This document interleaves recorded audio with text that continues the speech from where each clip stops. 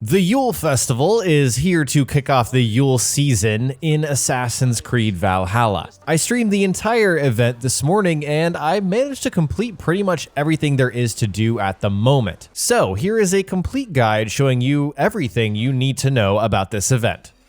First off, I've seen a lot of questions like what even is this event? What do you get from it? Very basic things like that. I just wanted to cover our bases and cover, what is the Yule Festival? This is a seasonal event and it's part of the first season of free post-launch content for Valhalla. The Yule Festival expands the settlement and offers new rewards, activities, and quests to complete. But know that this is a time-limited event, meaning it will be live for the next 21 days, 3 weeks, until January 7th, 2021. And then at that point, it will disappear from your game. And Ubi has specifically said this is the only way to get the rewards from this event. So if you don't do this and complete everything in the next 3 weeks, you may have to wait a full year in order to get this stuff. So what do you get? What are the rewards? First off, there is a full set of armor. There is a shield, a seeks, a set of tattoos, and a set of settlement decorations. And I'll show you guys all of that stuff in detail later in the video. How much content is in this update? Like how long does it take to do everything? For me, I streamed the entire thing and it took me about 2 hours. And then finally, will there be more rewards during the Yule season or is this it?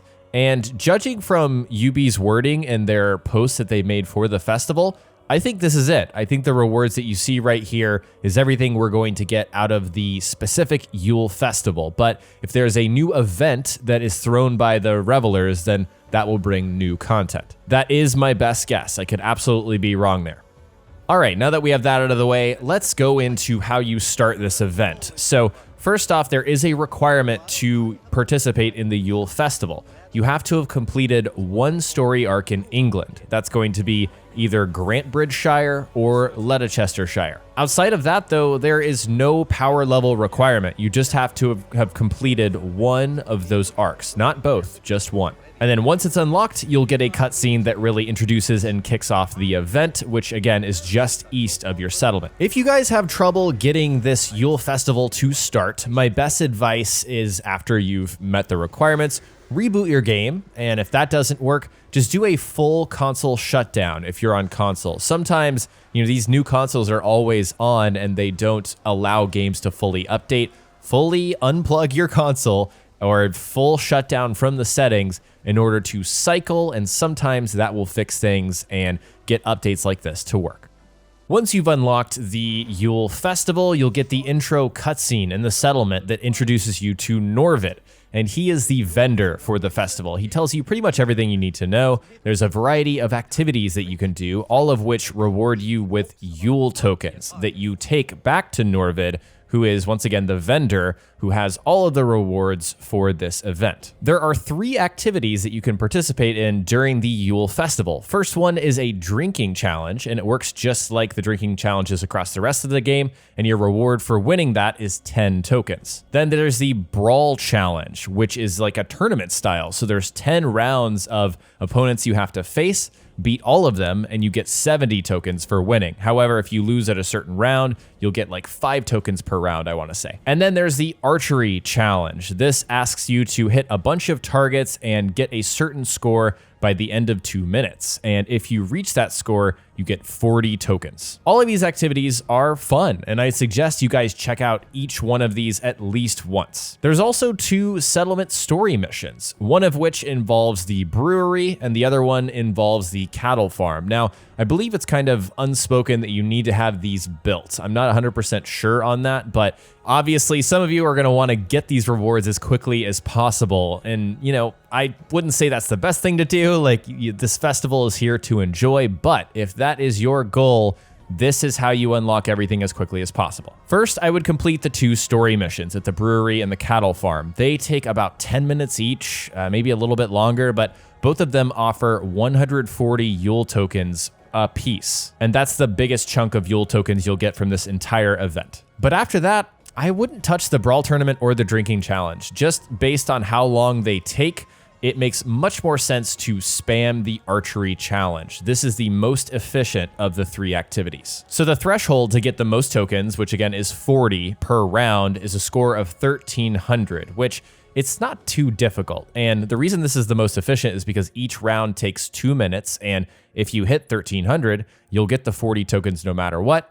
And that's essentially 40 tokens per 2 minutes. Depending on whether you're rushing to finish this event or taking your time, it shouldn't take you much longer than about 2 hours to get enough tokens to unlock every single reward at Norvin. I did pick up some tips for certain activities that I wanted to share with you guys from my stream earlier. So first off, in the Brawl Challenge, I think the most effective way to defeat your opponent is to use the dive kick attack, which if you guys didn't know, you use the sprint button and then light attack. That will force Eivor to leap into the air, dive kick, and most of the time that will put your enemy on the ground, which opens them up for a stomp attack, which you should absolutely do. During one of the later rounds, you will face a Goliath enemy type. Watch out for this one. It's during the later rounds, and it's really frustrating because, as you guys know, they have that attack where they grab you and literally throw you. And it's kind of like sumo wrestling. If they throw you out of the ring, you fail. You're just done. And then you'll get, 40 tokens or something like that instead of getting the full 70 for winning. In the archery challenge, I would focus on the red targets, then yellow, then green, because that's the order of score, right? Red is the most, green is the least. And then also keep an eye out for the red target in the bottom left.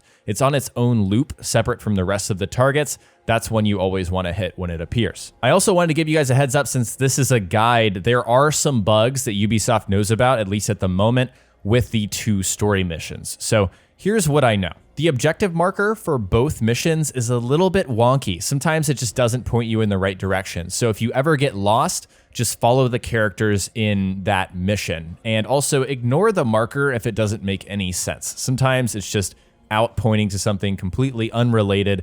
Ignore that, follow the characters. In the case of the missing ale mission, this is where the brew is located, here in Utbeck. This sometimes may not be perfectly marked for you, so that's why I'm showing you that. And then here on the map is where you need to bring the ale. You have to meet Ake in order to give him the ale here. Don't bring it back to the settlement. That is how you complete the quest. In the cow catcher mission, if you run into a glitch where the final cow doesn't count towards your, 4 out of 4 cows, make sure and just reload your save. That's the best thing to do. This game is very generous with their auto saves, so just reload your last save. And then if you get stuck later in that mission escorting Bertham back to the settlement, just fast travel back to the settlement. He will appear there and you'll be able to complete the quest that way. Now let's take a look at all of the rewards, starting with gear. So first off, we have 5 pieces of armor. This is the Modronit set, and the set bonuses here are increase attack after a stun finisher kill, and then additional increase to stun once you have all 5 pieces. I've upgraded 4 out of 5 of my pieces I ran out of ingots to the maximum, to mythical, and this is what the set looks like. Looks really cool. It is, however, a reskin of the Huntsman set, so I know that might disappoint some people, but I do like the colors on this armor set. The weapon reward is the Ceremonial Seeks, and the perk here is increased crit chance after a kill. It's a 30% boost for 8 seconds. It's pretty insane if you bring this thing to a long fight. And then the Ceremonial Shield here, the perk is increased speed when blocking up to 5 times. So when you pair these together, essentially, you block a little bit, you attack a little bit, get those kills, build up the crit chance, and then build up your speed. It's a pretty deadly combo. Next are the set of tattoos. So you've got arm tattoo, face tattoo, back, and chest. And guys, these are terrifying. They're absolutely terrifying. I guess it kind of fits with the armor, which has bloodstains all over it because it's used in, blood sacrifices, pagan ritual. And then finally, we have the cosmetic decorations. You've got the Yule garland tree here, then the sacrificial altar, which is kind of fun, again, in line with the Modronit, Yule Festival theme. You have the ritual tree ornaments, which is really cool. This one is actually very tall.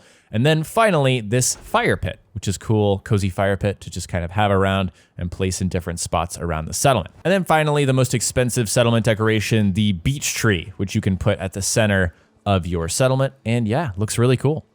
So that is it with the Yule Festival settlement. I know some of you might have been expecting something more or different, just some other questions you might have. If you're wondering, are there new skills and abilities? No, there are not. The skills that leaked, I believe those leaked very early. Like those were not supposed to be shown, and they're not even coming in this event. Also, in the Ubi article, we know that new skills and abilities are coming in February with the River Raids update. Like I said towards the beginning of the video, I believe this is the extent of the Yule Festival content. I don't think they're going to add more stuff, but I could be wrong there. Besides all of the content, I think one of my favorite parts of this update is just that it changes the setting of the settlement, right? It's covered in snow. You've got snow falling all across this place. There's a ton of decorations scattered around the settlement. So when you guys do hop in for the first time, I recommend you go and just check things out.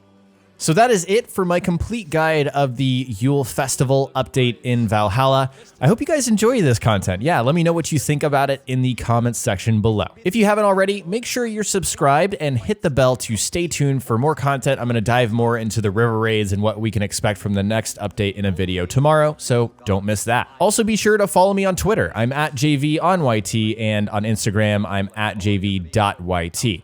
Plus, if you want to chat more Assassin's Creed Valhalla, Cyberpunk, really anything gaming, join our Discord server at discord.gg/jayveeonyt. Links for everything I've talked about are in the description below. Big thanks to my YouTube members, my Ultra fans, Dave, Grass, Deadwalker, Bill, Cam, Cullen, and Jacob. Super fans, Kamal, Casey, Tipsy Sergey, Karen, and Tarl K. My fans, John, Matthew, Spyro, JVO, Brock, Level 42, Tia, Joe, and Allura. And supporters, Nos, Nightmare, Sung, V-Toxic, Taryn, Glenn, Adam, Blaze, Mr. Hollow, Quickness, Firkin, and Abhishek for supporting the channel. If you want to support me further, click the join button below this video. In exchange for your support, you'll unlock custom badges and emotes to use in streams and in chat. Check the link in the description for more information. Thank you guys so much for watching, and I'll talk to you next time.